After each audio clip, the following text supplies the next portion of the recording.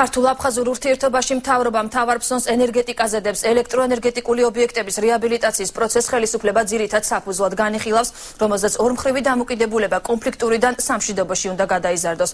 გრძელვადიანი პროცესის პირველი პოზიტიური სიმპტომები უკვე გაჩნდა. აფხაზეთის ტერიტორიაზე 5 ჰიდროსადგურის აღდგენის პროექტებს ქართულ-აფხაზური მხარეები ერთობლივად განახორციელებენ. ენგურხესის ერთობლივი მართვის წლობით დამკვიდრებული პრაქტიკა ქართულ-აფხაზური ურთიერთობების ახალ ფაზაში უნდა გადავიდეს. მთავრობის ამ სტრატეგიის განხორციელებას მინისტრი კახი კალაძე უშუალოდ აფხაზებთან, აფხაზეთის ტერიტორიაზევე იწყებს.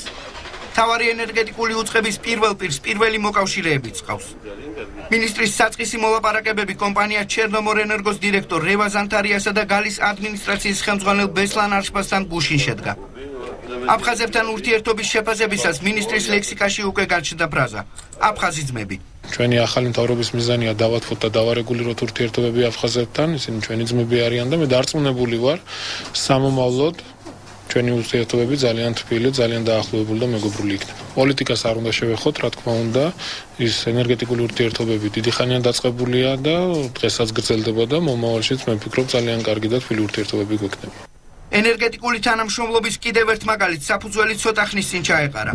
სოხუმის 20 მეგავატიანი ჰიდროსადგურის რეაბილიტაციას, რომელიც 1992 წელს შეიარაღებული კონფლიქტისას მწყობრიდან გამოვიდა და მთლიანადაა გაძარცვული, აფხაზების თხოვნით ქართველი ენერგეტიკოსები ახორციელებენ. რა თქმა უნდა, ეს არის ძალიან კარგი მაგალითი სამომავლო თანამშრომლობის, ის რაც მოახერხეს ენერგეტიკოსებმა და შესაძლებელია შეძლეს, იგივე ანალოგიურად ეს უნდა იყოს მაგალითი უშუალოდ სხვა სფეროების წარმომადგენლებისთვისაც ორივე მხრიდან.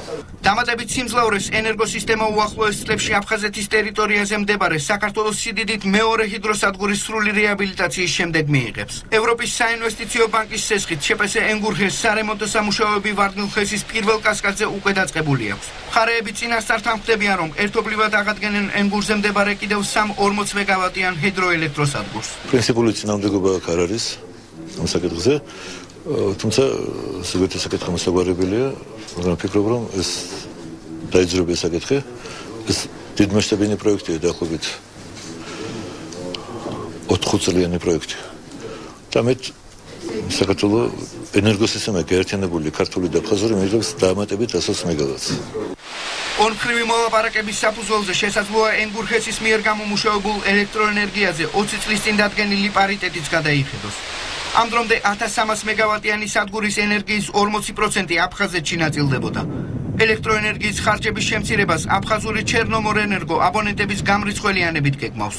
არაა გამორიცხული, რომ გამოთავისუფლებული ენერგია ისევ ქართულმა ენერგოსისტემამ მიიღოს. ენგურის დამატებითი იაფი რესურსი კი ხელისუფლებას ისევ სატარიფო რეგულირების ლიბერალიზაციისთვის სჭირდება.